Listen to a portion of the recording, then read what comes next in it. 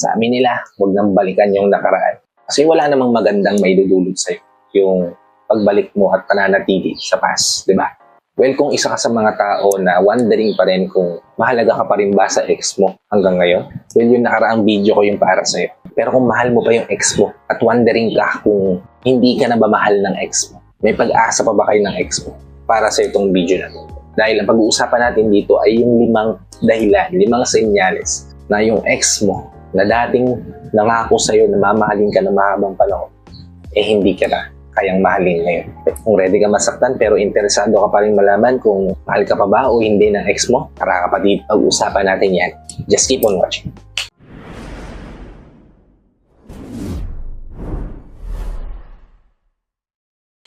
Hi, I'm Gary Opimo at gumagawa ko ng mga videos na katulad nito para matulungan ka na maging best version ng sarili mo para maibigay mo yung best self mo syempre sa taong mahal mo. Kaya kung bago ka pa lang dito sa channel ko, please consider liking this video.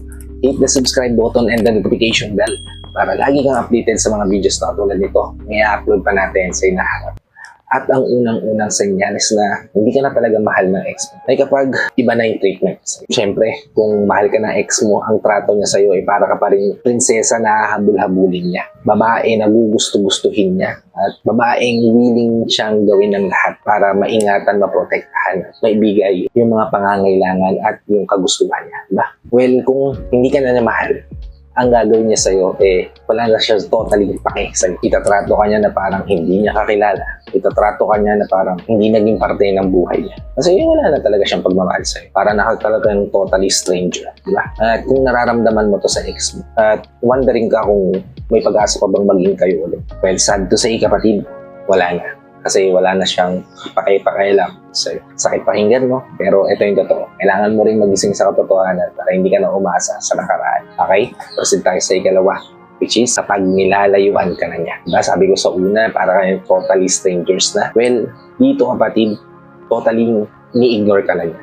Totally hindi ka na talaga binibigyan o tinatapunan ng atensyon. Lumalayo na siya sa'yo at kapag parang naliling kayong dalawa, parang nidiri na siya, di ba? Parang wala talaga kayong pinagsamahan sa nakaraan. Signifies lang yan, kapatid, na hindi ka talaga niya pinahalagahan, na hindi ka talaga niya na mahal, na hindi ka na talaga niya gustong mabalik sa kanya. Diba? Kasi bakit mo pandidirian yung taong minahal mo before? Diba? Bakit mo lalayuan yung taong pinili mo before? Diba? Maliban na lang kung hindi talaga siya ganun ka-importante sa'yo. Wala ka talagang pakialam sa kanya. Diba? Well, kung ganito na yung pinaparamdam ng ex mo sa'yo at umaasa ka pa rin kung magkakabalikan kayo, well, nakakalungkot man aminin pero hindi na kapatid dahil wala na siya talagang pakialam sa'yo. Kaya nga niya nilalayuan. Kaya nga iba yung treatment niya sa'yo. Kasi hindi ka na niya talaga mahal, painful, pero kailangan mong tanggapin.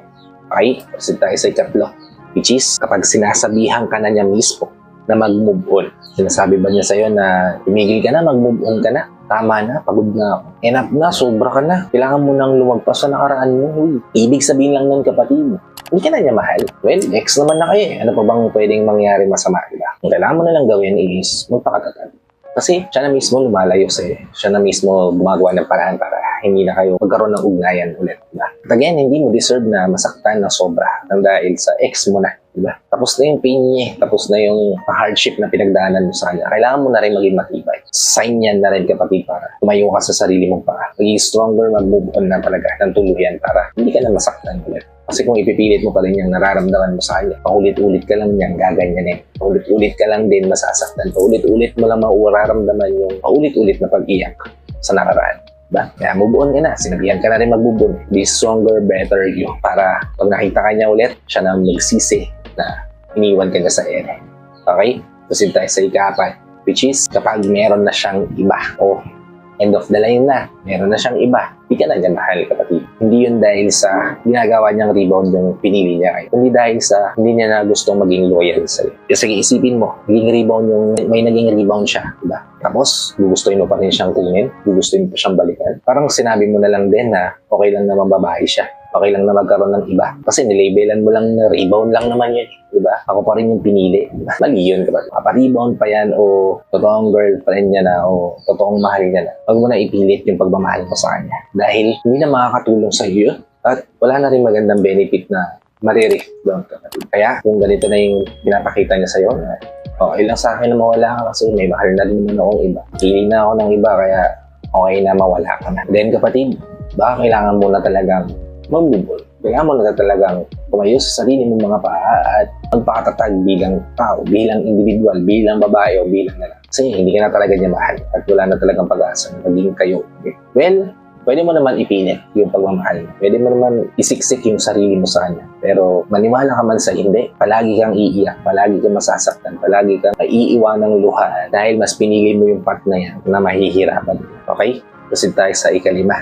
Last but not least, kapatid, ikalimang senyales na hindi ka na mahal ng ex mo kapag nabigyan ka na niya ng kapatawaran. Oh, nagsettle na kayo tapos na. Malinaw na sa inyong dalawa kung ano yung punot dulo ng hiwalayan at maayos yung hiwalayan niyo. Di ba parang yung mga sikat na celebrity ngayon na nagpakita ng maayos na hiwalayan? Diba? Kung nakita mo na napatawad ka na ng ex mo sa nagawa mong kasalanan sa kanya, o napatawad mo na yung ex mo, ibig sabihin lang nun, pinalalaya mo na siya. Diba? O pinalalaya ka na niya. At doon na natatapos yung ugnayan yung dalawa sa isa't isa.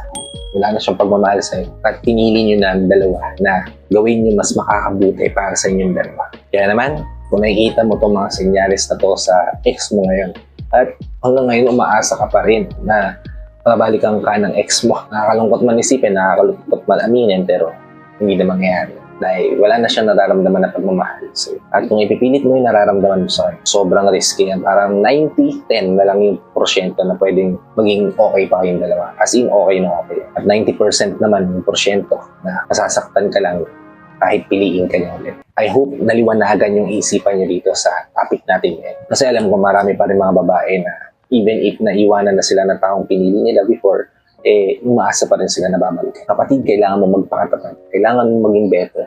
Kailangan mo maging the best version ng sarili mo. Kaya nga nandito ko, pinapaalalahanan kita, kapatid, na tumayo ka ngayon sa sarili mo mga paa. Pakita mo sa kanya kung sino na ngayon yung iniwan niya.